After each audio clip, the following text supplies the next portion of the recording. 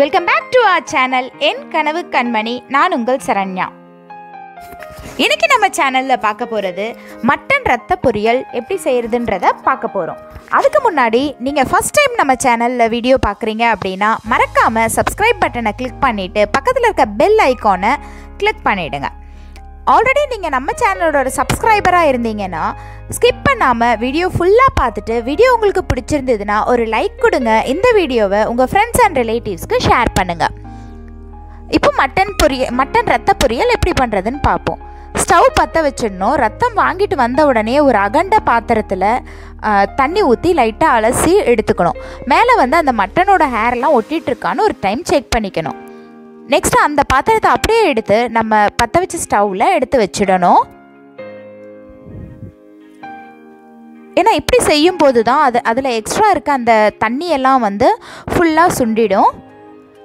அதுக்கப்புறம் ஒரு கரண்டி வச்சு நம்ம அந்த ரத்தத்தை திருப்பி விடணும்.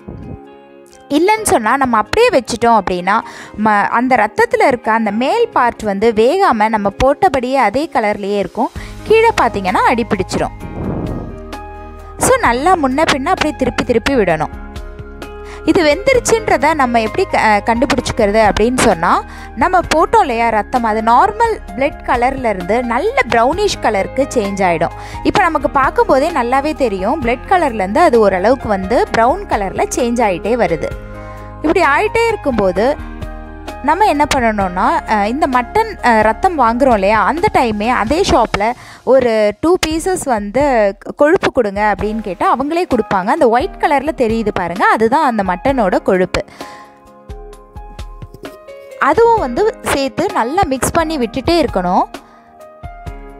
கொஞ்ச நேரத்தில் பார்த்தீங்கன்னா அந்த கொழுப்பு நார்மலாக ஆயில் மாதிரி சேஞ்ச் ஆகி இந்த ரத்தத்தோடு ஒன்றா சேர்ந்துடும். அந்த கலர், அந்த ஒயிட் கலர் நமக்கு தனியாக தெரியாது. இப்போ இந்த ரத்தம் நல்லா குக்கான உடனே என்ன பண்ணணும்னா, அந்த கரண்டி வச்சு குட்டி குட்டி பீசஸாக கட் பண்ணி விட்டுறணும். இப்போ பார்த்தீங்கன்னா நம்ம போட்ட அந்த கொழுப்பு 2 துண்டு போட்டிருந்தோம் இல்லையா, அந்த கொழுப்பே நமக்கு தெரியாது. அது நல்லா ரத்தத்தோட மிக்ஸ் ஆகிடுச்சு. இப்போ நம்ம ரத்தம் நல்லா குக் ஆகிடுச்சு. இதை நம்ம ஒரு சர்விங் பவுலில் ட்ரான்ஸ்ஃபர் பண்ணிக்கலாம்.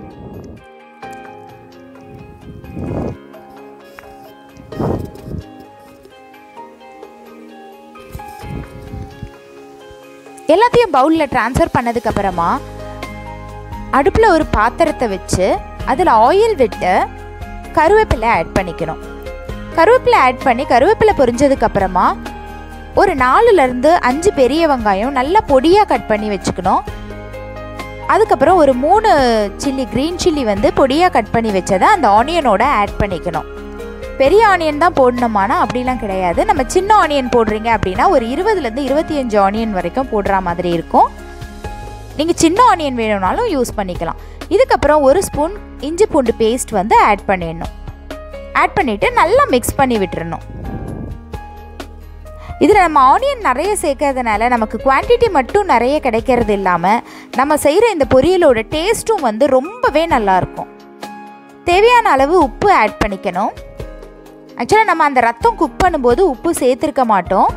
ஸோ அதுக்கும் சேர்த்தா மாதிரி ஆட் பண்ணிக்கணும். நார்மலாக ஒரு சில ஷாப்ஸில் பார்த்தீங்கன்னா அந்த ரத்தத்தை உரைய வைக்கிறதுக்கு லைட்டாக உப்பு ஆட் பண்ணுவாங்க. அது நீங்கள் வாங்குறதுக்கு முன்னே கேட்டிங்கன்னா அவங்க சொல்லிவிடுவாங்க. இப்போ நம்ம குக் பண்ணி வச்ச அந்த ஆனியன் நல்லா வெந்துடுச்சு, ஆனியன் சில்லி எல்லாம். இப்போ நம்ம குக் பண்ணி வச்ச அந்த ரத்தத்தை இந்த ஆனியனோட ஆட் பண்ணிவிட்டு நல்லா அந்த ஆனியன் சில்லி நம்ம போட்ட அந்த குக் பண்ண பிளட் இது ஃபுல்லாகவே நல்லா மிக்ஸ் ஆகிற அளவுக்கு திருப்பி விடணும். ஃபுல்லாகவே நல்லா மிக்ஸ் பண்ணி விட்டுறணும். இந்த டிஷ் செய்கிறதுக்கு மேக்ஸிமம் நமக்கு ஒரு 15 மினிட்ஸ் டைம் தான் ஆகும். இது அயர்ன் ரிச் ஃபுட்டுன்னு சொல்லலாம். இதை குழந்தைங்களுக்கெல்லாம் ரொம்ப ரொம்ப நல்லது இந்த ஃபுட். இப்போ நம்மளோட ரத்த பொரியல் ரெடி ஆகிடுச்சு. அதை நம்ம சர்விங் பவுலுக்கு மாற்றிடலாம்.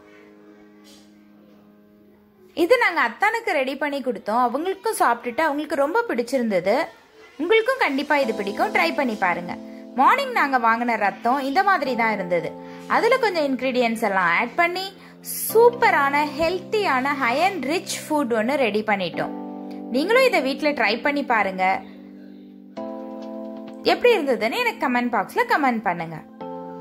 தேங்க்யூ.